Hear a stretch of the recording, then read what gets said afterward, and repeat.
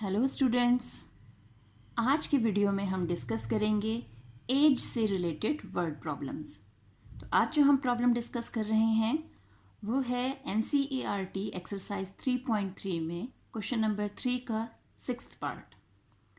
तो क्वेश्चन है 5 years hence the age of Jacob will be 3 times that of his son.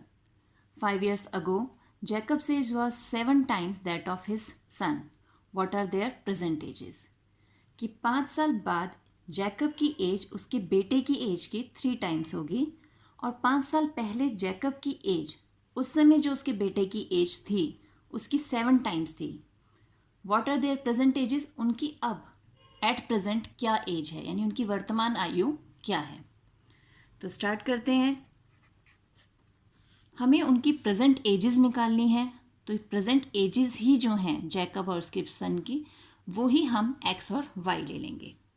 तो let the Jacob's age, Jacob's present age, क्योंकि हमें present as निकालनी है तो हमने उसकी प्रेजेंट एज ले ली x years and son's present age, उसके बेटे की एज जो है दैट इज वाई ईयर्स। ये हमने ले लिया। अब अकॉर्डिंग टू क्वेश्चन पहली लाइन है 5 years hence, यानी आज से 5 साल बाद। तो जब हम बाद की एज निकालेंगे तो क्या करेंगे, हमें अगर अपनी बाद की एज निकालनी है कि हमारे 5 साल बाद हमारी एज क्या होगी, हम अपनी प्रेजेंट एज में 5 को ऐड कर देंगे। तो सेम थिंग हमें यहाँ करनी है कि उनकी भी प्रेजेंट एजेस जो हैं उनमें 5 हम ऐड कर देंगे। तो 5 years के बाद जैकब की जो एज हो जाएगी वो क्या हो जाएगी, वो हो गई x प्लस 5 years, और सन की जो एज होगी उसके वो हो जाएगी y प्लस 5 years। देखें दोनों में हमने 5 ऐड कर दिया। तो अब ये तो उनकी उस समय की एज हो गई। उस समय जैकब जो है he will be 3 times that of his सन। वो जैकब की जो एज होगी यानी x प्लस 5 जो होगा वो उसके बेटे की एज के 3 टाइम्स के इक्वल होगा। जैकब की एज अपने बेटे की एज के 3 टाइम्स के इक्वल होगी।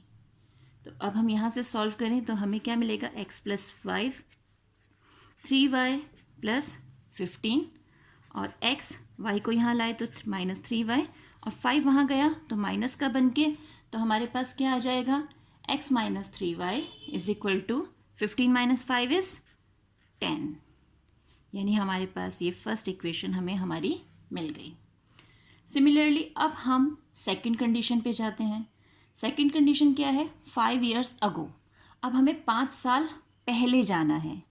अब हमें जब पास्ट में जाना है तो हम क्या करेंगे, अपनी पिछली उम्र निकालने के लिए हम माइनस करेंगे क्योंकि हमें बैक में जाना है। तो तब जैकब की एज क्या हो जाएगी, तो हम उस समय की एज निकालने के लिए जैकब की प्रेजेंट एज में से 5 माइनस कर देंगे। सिमिलरली बेटे की एज जो है उसकी, उसमें से भी हम 5 माइनस कर देंगे। अब उस समय क्या कंडीशन थी, Jacob's age was 7 times that of his सन।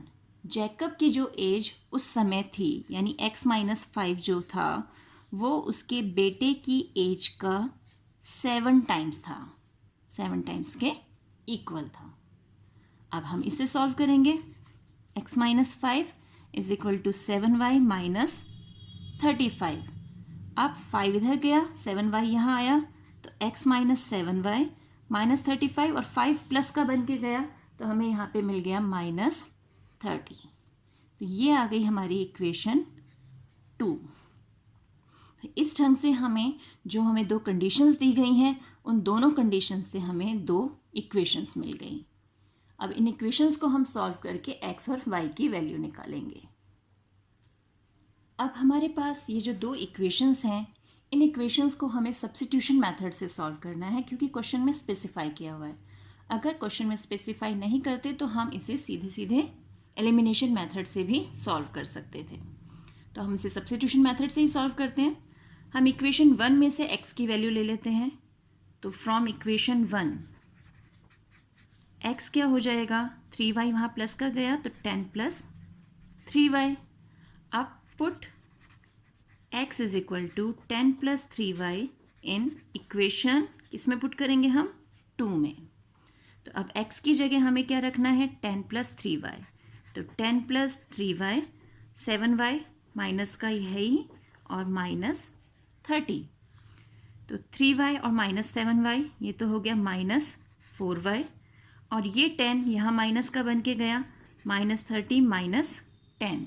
तो minus 4y is equal to minus 40।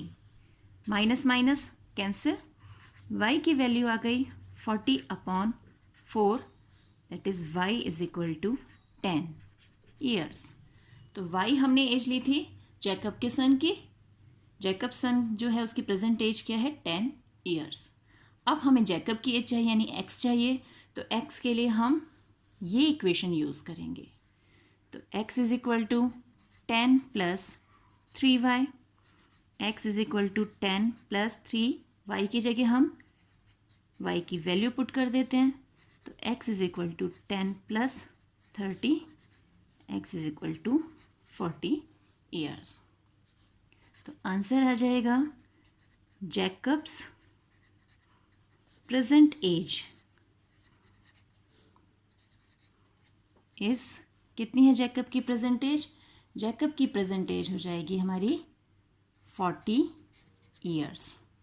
और सन्स प्रेजेंट एज, उसकी भी प्रेजेंट एज हमें निकालनी है। तो सन्स प्रेजेंट एज इज कितनी है हमारी 10 ईयर्स। तो इस ढंग से हम जो एज से रिलेटेड प्रॉब्लम्स होंगी उसे सॉल्व करेंगे। हैंस, आफ्टर, ये वर्ड्स जो हैं इसका मतलब हमें बाद की एज निकालनी है, यानी हमें जितने साल बाद 4 ईयर्स हैंस या 4 ईयर्स आफ्टर या 4 ईयर्स लेटर, ये वर्ड जब भी यूज़ होंगे हमें उतने ईयर्स उनकी प्रेजेंट एज में ऐड कर देना है। और अगो, बिफोर, ये वर्ड्स जब यूज़ होंगे तो उतने ही ईयर्स, जितने ईयर्स अगो या बिफोर हम उस क्वेश्चन में स्पेसिफाई होगा उतने ईयर्स हम उनकी प्रेजेंट एजेस में से सब्ट्रैक्ट कर देंगे और फिर क्वेश्चन के अकॉर्डिंग इक्वेशन बना लेंगे और फिर हम इन्हें सॉल्व करके प्रेजेंट एजेस निकाल सकते हैं। तो आई होप आपको ये एज से रिलेटेड वर्ड प्रॉब्लम क्लियर हो गई होगी और अब आप ऐसी ही और प्रॉब्लम्स को भी सॉल्व कर पाएंगे। तो मिलते हैं एक और वीडियो में, तब तक keep practising and enjoy maths.